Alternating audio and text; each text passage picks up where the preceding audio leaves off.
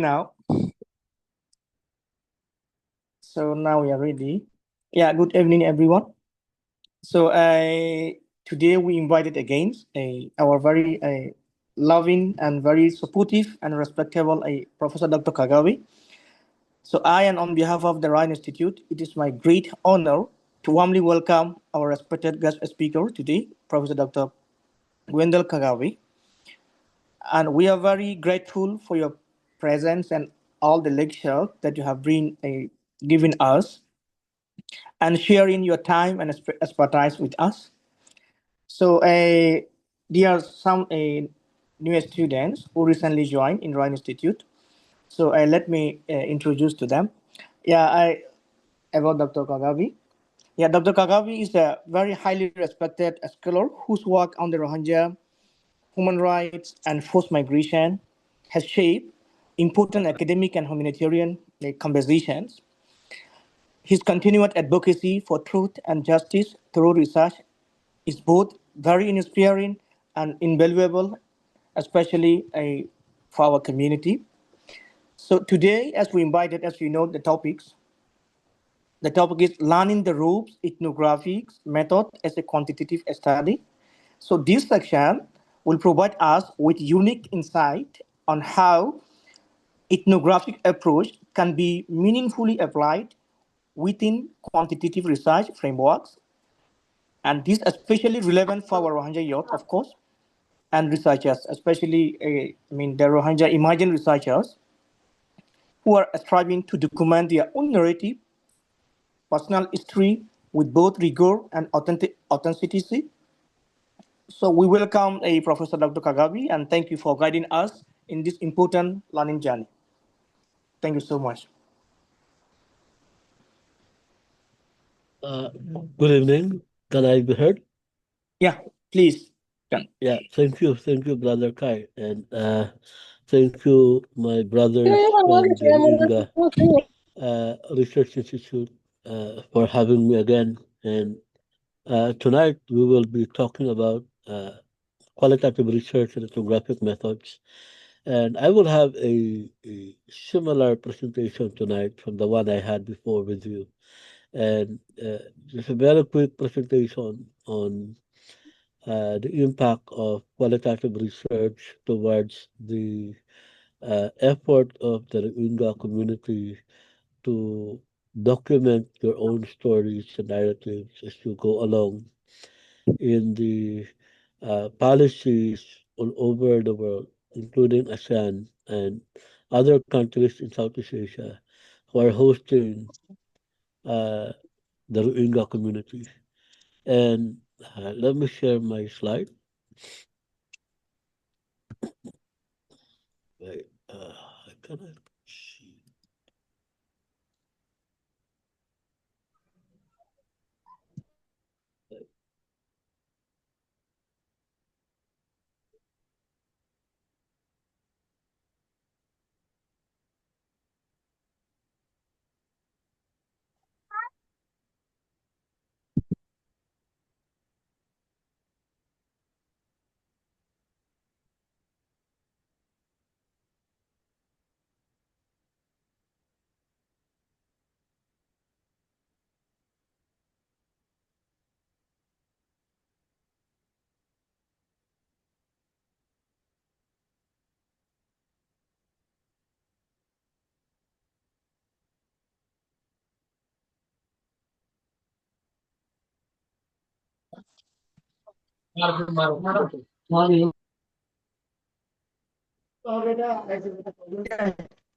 Wait.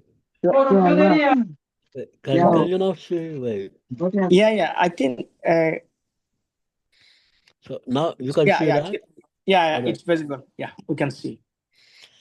So basically, we will be talking tonight about this topic, qualitative research and ethnographic methods.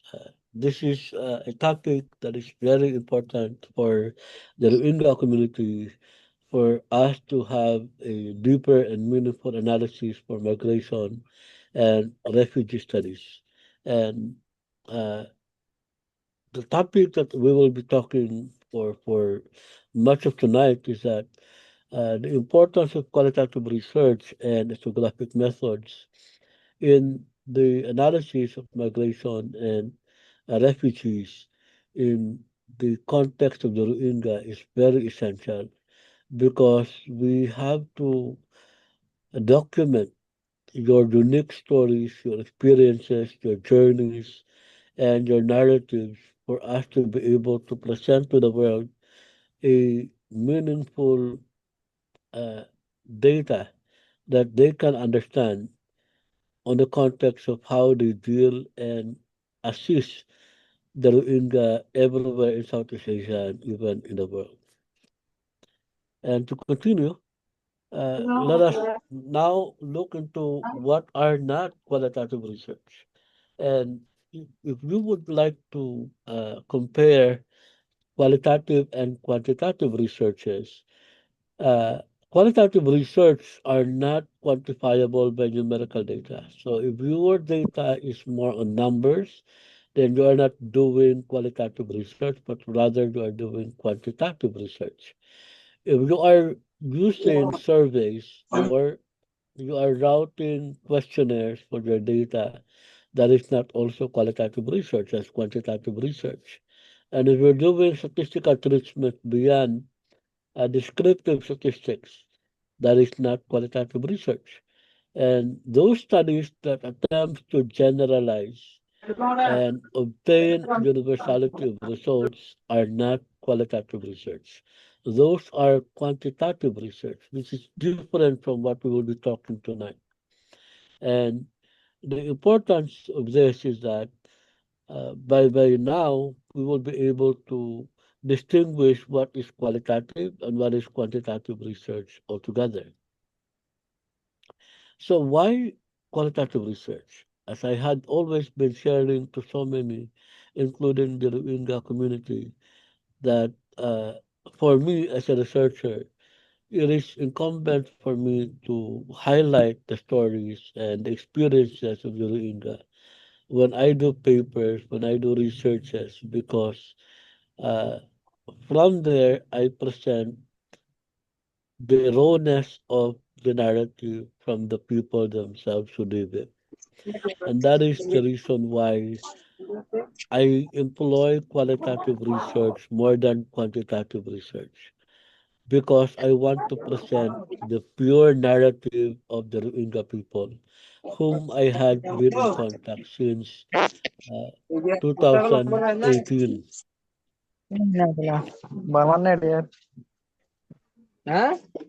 Ini Khairusan apa And bos? Ini Khairusan. Ya. and the benefit of qualitative research is that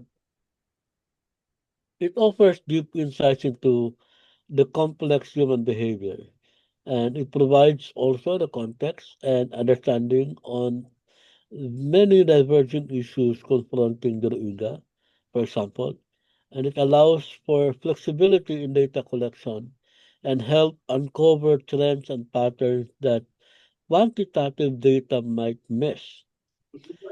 And qualitative research are not bound by the limits of quantitative methods. If the responses, for example, do not fit the researcher's expectation, then equally useful qualitative data that may add context and perhaps explain something that numbers alone are unable to reveal can be pursued. So you can now ask repeatedly follow-up questions for clarification in terms of the responses that your participants will tell you.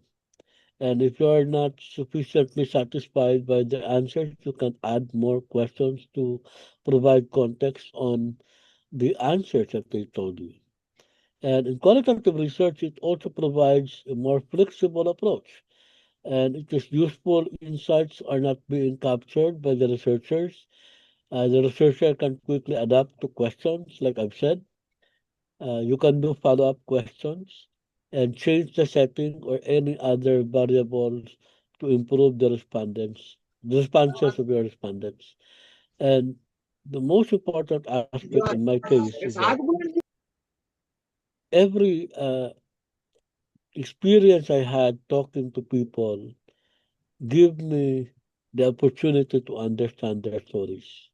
And that part is honor enough for me to document those stories and those narratives and those journeys, not only of the Rohingya, but also the indigenous peoples in my country, in the Philippines, because it gave me the right approach in terms of how to document the stories so that the readers who are reading my article and the book that I'm writing will be able to understand the stories that I am sharing to them by way of writing the narrative of those people I am documenting.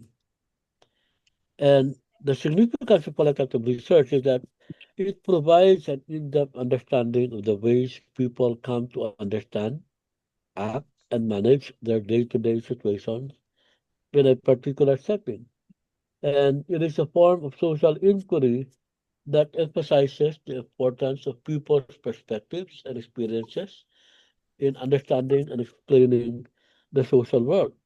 Because it's only through social research and qualitative researches and ethnography that we are able to anchor on the unique people's experiences in terms of how the world is behaving or impacting them as they live their lives every day. So the contributions of qualitative research is that in terms of epistemology, we understand epistemology, right? That it is a theory of knowledge, specifically those that regard to methods, validity, and scope of knowledge creation. And it distinguishes justified belief from mere opinion. And in qualitative research is that it gives you an idea of how epistemology put premium on the importance of value and context, setting, and the participants' frame of reference in terms of their own experiences. So, when you talk about abuses, for example, of the Rohingya community, there are many varied abuses that many Rohingya may experience all across the spectrum of abuse as a definition. And in qualitative research, you will be able to now put into context what are those epistemological underpinning of the word abuse in that particular context. And it is the way in which also the researcher and the participant may enter and communicate the research field as a vital and influential element of the process and how the outcomes may produce. And the next is etymology, and we also understand that etymology is the study of the origin and the historical development of the words, including their meanings, forms, and relationships of the word.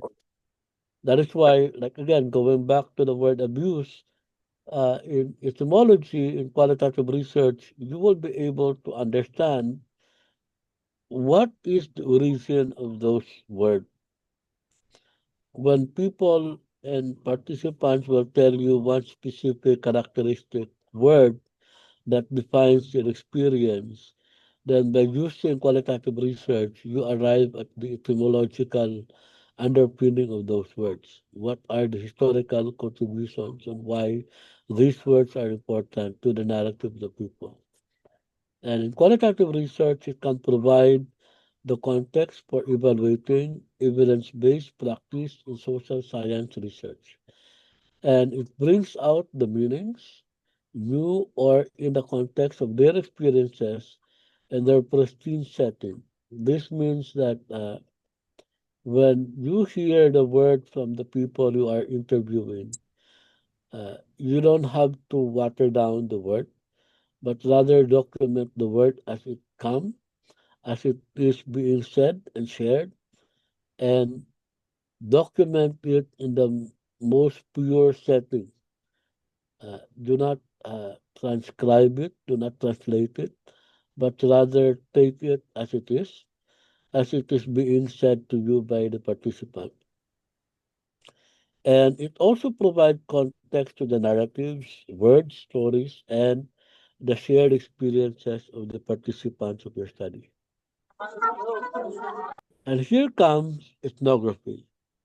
In my case, I had been doing ethnographic research studies for both the Rohingya and uh, the Subanen, whom I am working in the Philippines. And for me, ethnography is the participatory nature of the research that I'm doing because both I and my participants are the co-owners and the co-creators of the knowledge that we are creating. And it gives premium on how life is lived by the people in the community, and it promotes documentation as it arises from the discourse that we share, the narratives that we document, and the stories that they also told me, as well as the journeys that we share together in their own community.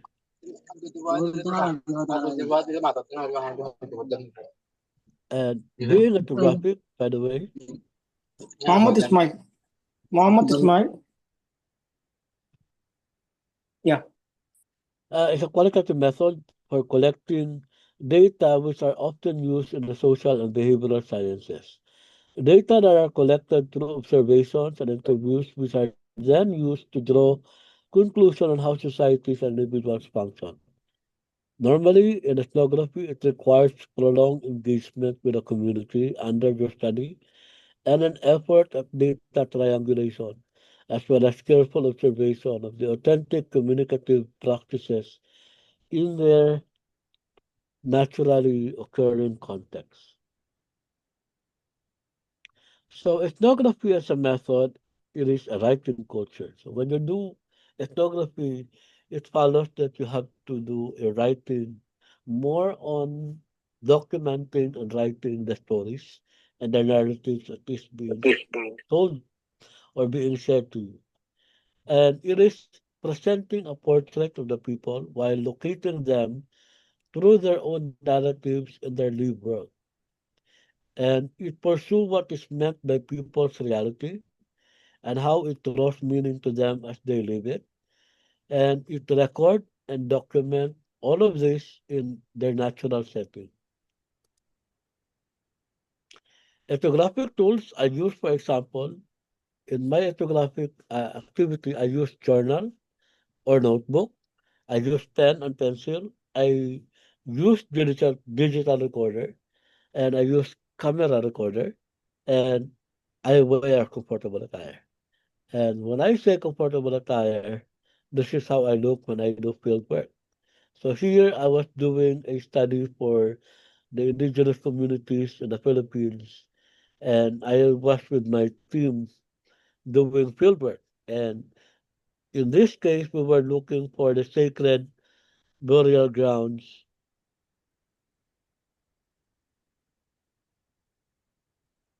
of the Subanan communities.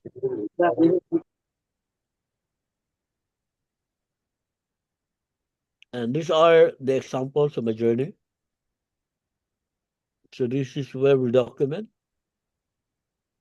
This one, we were on the boat going to uh, the bay in which the American soldiers in 1902 went to visit.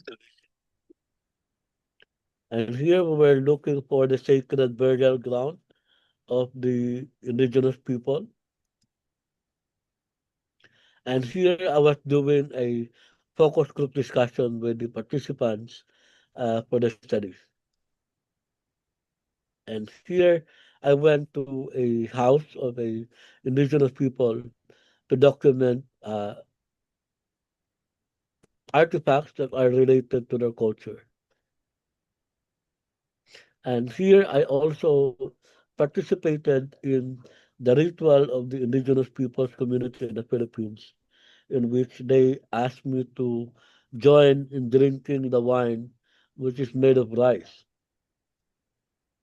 And here we ate, this is the plate that they use, that is a banana bark. So we use that for eating in the Philippines for the indigenous people. And when they eat that way, I also eat it that way. So I don't have to wear the other place, but rather use how the community is also eating. So the contribution to ethnography is that in knowledge creation, we do not assume the role of co-creator by ourselves. We share the platform of research to our participants because they are our co-creator, they are our co-author, and we are just documenting their stories and their narratives at that given moment.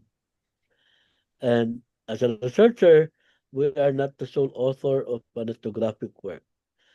Rather, we acknowledge the key informants, our participants, and the community and their stories, narratives, and journeys. And knowledge systems are theirs. It is not ours. So validation and ownership, we have to go back to the community and present to them the results of the study that we have conducted and either share to them the printed published material that we have produced out of the research and acknowledge them as part of the knowledge creation that we have created. And the last warning is that we should not commit the error of assumption. And with this, we do not assume that we own the story of the people who told us their story, because those stories are from the people whom we are documenting as we do qualitative and ethnographic research.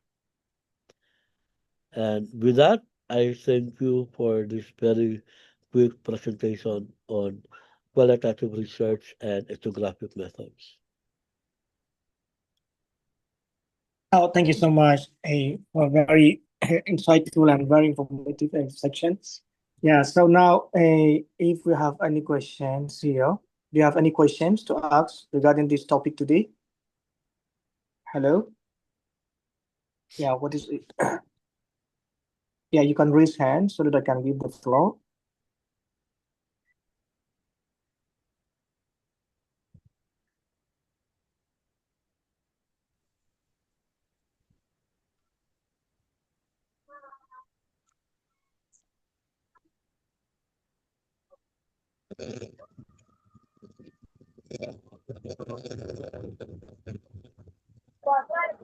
Yeah, anyone? Hello?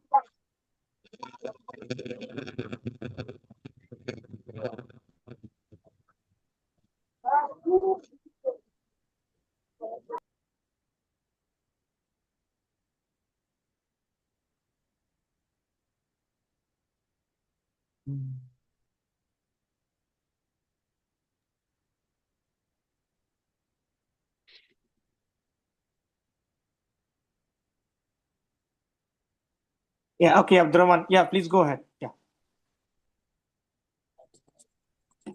Thank you, sir, and the professor for giving me the chance. So I want to know something about ethnographic research. That is, how is ethnographic research is conducted in a displaced context or in a displaced community. How ethnographic research is done in that context. I just want to know that briefly. That's a very good question, actually. Because if you observe, there are many foreign researchers coming to Cox's Bazar, for example, in Bangladesh to do research on the Rohingya.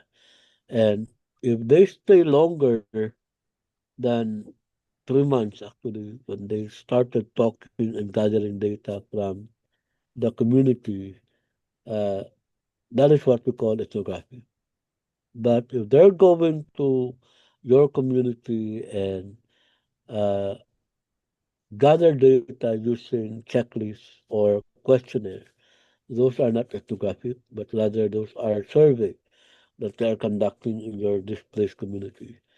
And the usefulness of ethnographic research in displaced communities anywhere, whether that will be in Bangladesh, in Myanmar, or in Malaysia, in Indonesia, in other countries, is that you yourself, as a Rohingya or as a member of the community, can do your own ethnographic research because you are also part of the narrative that other Rohingya are sharing to the world.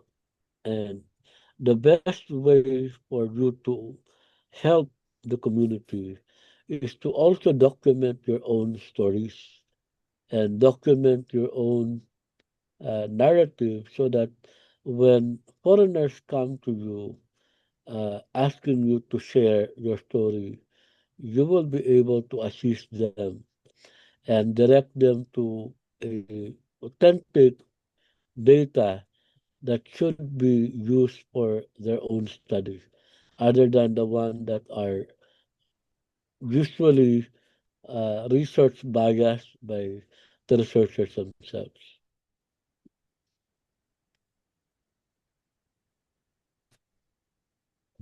Okay, I hope the professor give the answer. We have another one. And our last one, yeah, please go ahead. Assalamu alaikum. Thank you, sir and professor, for giving me the opportunity to ask a conversation question.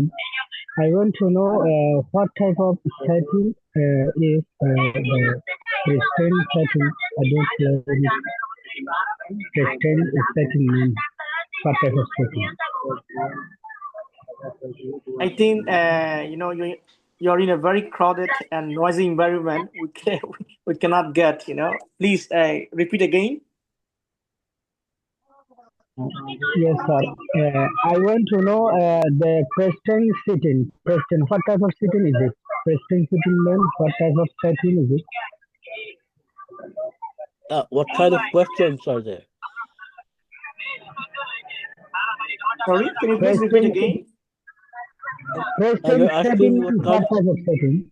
If you have, your voice not clear, please write in the inbox so that we can read and give the answer. Thank you.